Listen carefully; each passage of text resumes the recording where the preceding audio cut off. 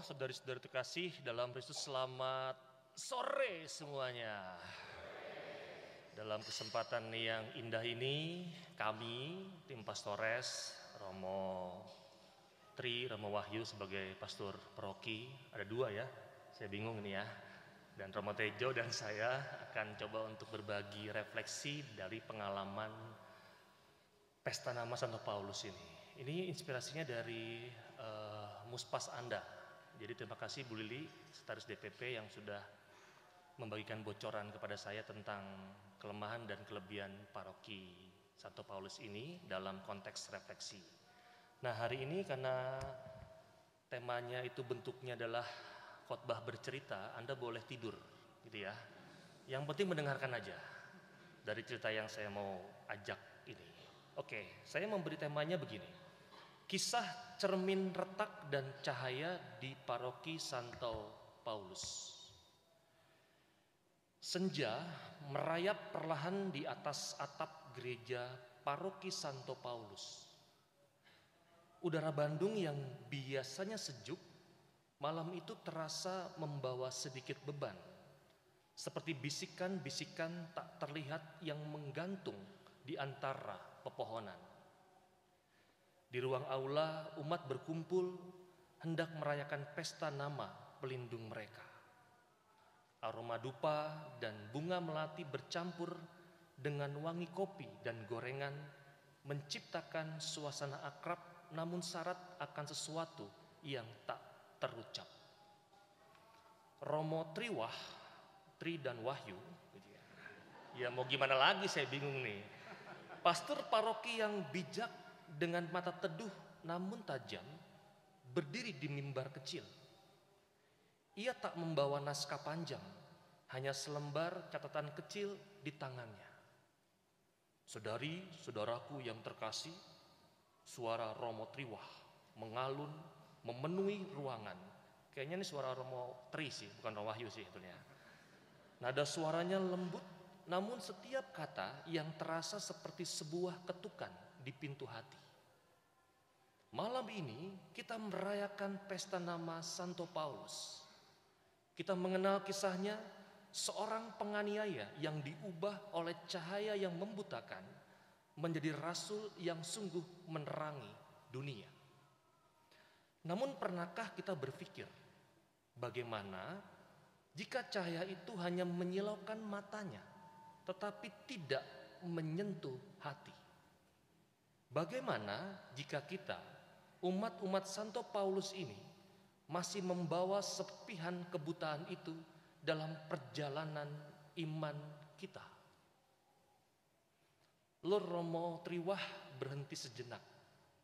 Tatapannya menyapu setiap wajah, seolah membaca kisah-kisah tersembunyi di balik senyum dan kerutan dahi. Mari malam ini kita bercermin. Bukan hanya melihat gambaran indah tentang diri kita, tetapi juga pecahan-pecahan yang tersembunyi. Mari kita renungkan, apakah kita adalah cermin yang memantulkan terang Kristus seutuhnya?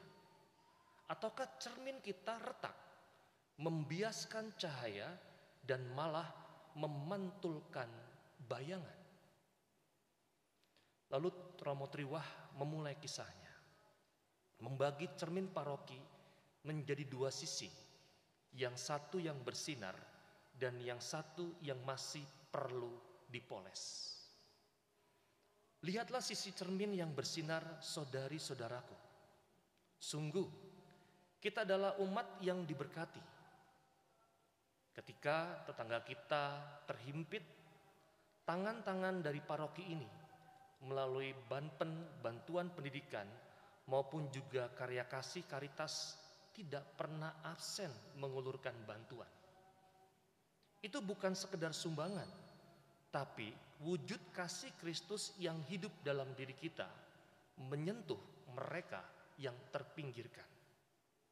Saat duka melanda, pelayanan kedukaan paroki kita adalah pelukan hangat yang sungguh nyata, menguatkan dan mengeringkan air mata, menunjukkan kita satu keluarga dalam suka maupun duka. Dan betapa membanggakannya melihat semangat kaum muda kita.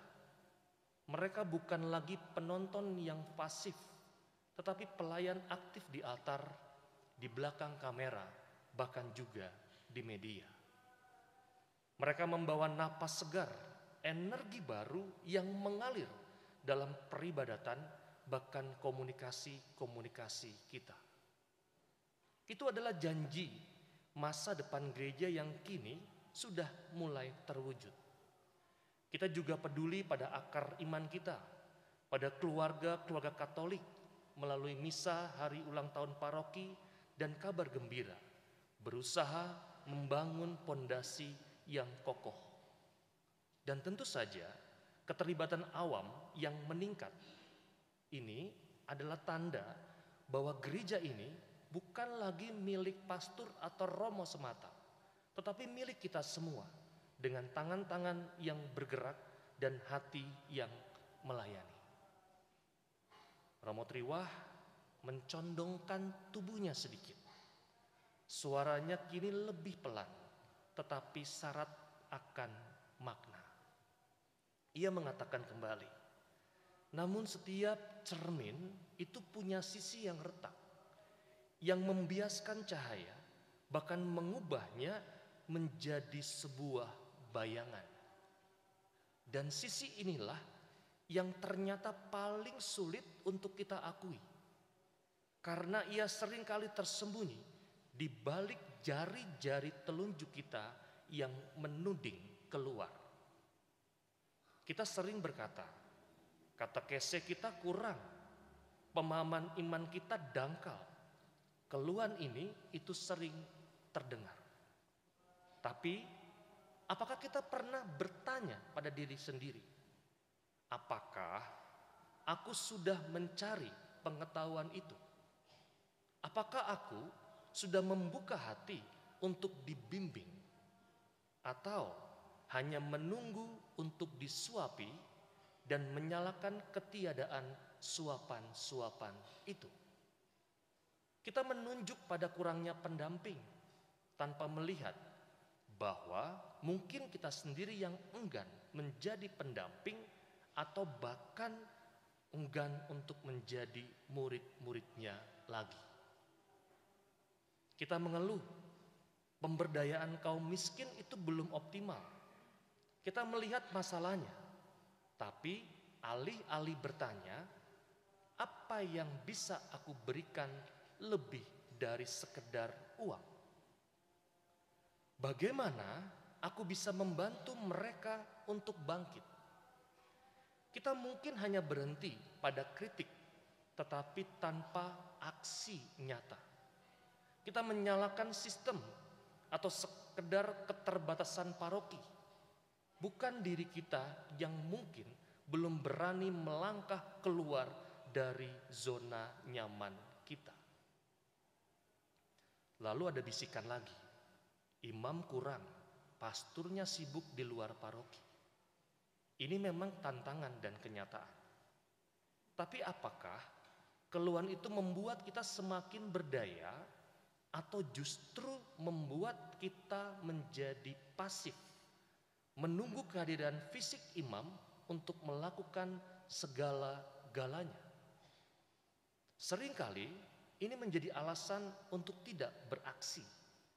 Alih-alih menjadi panggilan untuk kita menjadi pastor-pastor kecil di lingkungan kita, menjadi gembala bagi sesama. Dan mengapa kaum muda hanya ramai di pusat paroki saja, tapi sepi di lingkungan-lingkungan? Kita menuding mereka tidak mau terlibat, tanpa mau bertanya, apakah kita sudah menciptakan lingkungan yang menarik, lingkungan yang ramah, yang mau didatangi oleh mereka itu? Kita menyalahkan generasi, bukan mencoba memahami dunia mereka. Dan yang paling parah, saudari-saudara, suara Romo Triwah kini terdengar tegas, namun syarat keprihatinan. adalah retakan terbesar di cermin kita. Gosip, saling menyalahkan dan menjelekkan antar umat atau pelayan, bahkan romo-romonya. Kita sangat mudah menunjuk kesalahan orang lain. Dia salah, dia galak, dia tidak becus, lihat saja tingkah lakunya, dan sebagainya. Saat ada gesekan dalam pelayanan, kita dengan cepat mencari siapa yang pantas disalahkan. Bukan bertanya, apa yang bisa aku lakukan untuk memperbaiki situasi ini? Di mana letak andilku dalam konflik-konflik itu? Kita sering lupa bahwa sesungguhnya pelayanan adalah ungkapan syukur kita kepada Tuhan. Bukan panggung untuk ego atau ajang saling menjatuhkan. Kita kehilangan nalar iman yang baik, yang seharusnya melihat setiap situasi itu dari kacamata kasih, bahkan yang lebih baik dari pengampunan Kristus. Kita begitu cepat menyalahkan situasi atau orang lain atas ketidaknyamanan kita. Seolah-olah kita sendiri adalah makhluk tanpa celah dan bebas dari tanggung jawab. Romo Triwah memejamkan mata sejenak. Itu seperti Paulus yang buta di jalan menuju Damsyik. Kita terkadang buta oleh ego, oleh prasangka, dan buta oleh kebiasaan-kebiasaan untuk saling menyalahkan. Kita melihat fakta di luar, tapi gagal melihat iman di dalam diri kita yang seharusnya membimbing nalar kita. Kita sibuk mencari kesalahan orang lain tanpa mau melihat cermin retak di hadapan kita. Lalu Romo Triwah membuka matanya lagi. Pandangannya kini dipenuhi harapan. Maka di pesta nama Santo Paulus ini, marilah kita bertanya, apa yang Paulus akan lakukan? Ia tidak menyalahkan orang-orang Yahudi yang membimbingnya ke Damsyik. Ia tidak menyalahkan situasi yang tiba-tiba menjadi buta. Ia malahan bertanya, siapakah engkau Tuhan? Dan apa yang harus aku perbuat? Itu adalah refleksi sejati. Artinya mencari Tuhan dalam kesulitan dan bertanya tentang tanggung jawab diri sendiri. Cermin kita mungkin retak, tapi ingatlah, ia bisa diperbaiki. Bahkan dilebur ulang untuk menjadi cermin yang lebih jernih. Caranya bukan untuk dengan terus menunjuk jari pada retakan orang lain, tetapi dengan berani melihat retakan di cermin kita sendiri. Dengan mengakui, ya, aku pun punya andil dalam kurangnya katekese karena tidak mencari tahu lebih dalam. Aku pun mungkin pernah bergosip. Aku pun mungkin pernah menyalahkan tanpa melihat kebaikan orang lain. Mari, saudari-saudaraku, kita teladani Santo Paulus. Ia berani buta sesaat agar bisa melihat terang Kristus yang sejati. Tinggalkan kebiasaan menyalahkan situasi atau orang lain. Ambillah tanggung jawab atas iman kita, atas pelayanan kita, atas setiap kata yang keluar dari mulut kita. Biarkan nalar iman kita yang baik itu menjadi kompas, bukan prasangka atau kekecewaan. Setiap pelayanan adalah syukur. Setiap konflik adalah kesempatan untuk bertumbuh dalam kasih. Mari kita menjadi umat paroki Santo Paulus yang bukan hanya merayakan nama, tetapi sungguh menghidupi semangatnya. Apa itu? Pertama, berani mengakui kelemahan. Kedua, bertransformasi dalam kasih. Dan yang ketiga, memancarkan terang Kristus dengan cermin yang utuh dan jernih. Semoga kita semua dengan rendah hati dan hati yang terbuka bisa mengatakan, "Ya Tuhan, apa yang harus aku perbuat?" Suara Romotri, Triwah, menghilang digantikan keheningan yang dalam. Kali ini, bisikan yang mengalun bukan lagi tentang keluh kesah, melainkan tentang janji dan harapan. Tentang hati yang mulai berani merefleksikan diri dan siap untuk dibentuk kembali oleh cahaya Kristus. Titik. Butuh dijelasin lagi nggak? Nggak usah. Kalau butuh saya jelasin lagi nih poin-poinnya.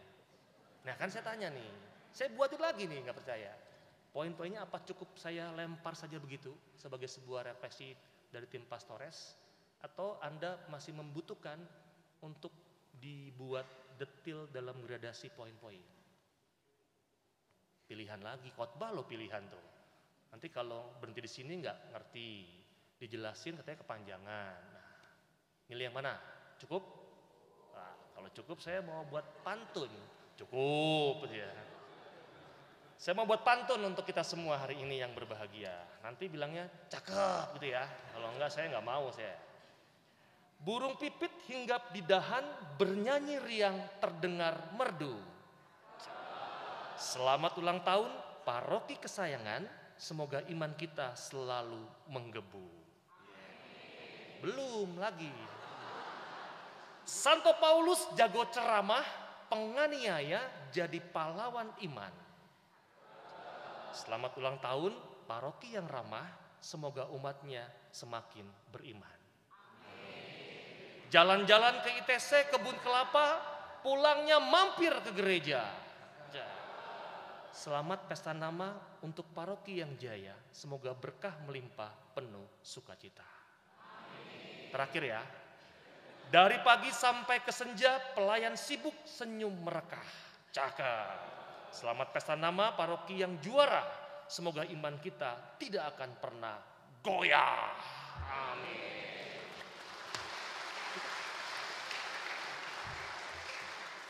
Semoga refleksi yang tadi, lupakan aja bolehlah, pantunnya jangan lupakan ya, gitu ya.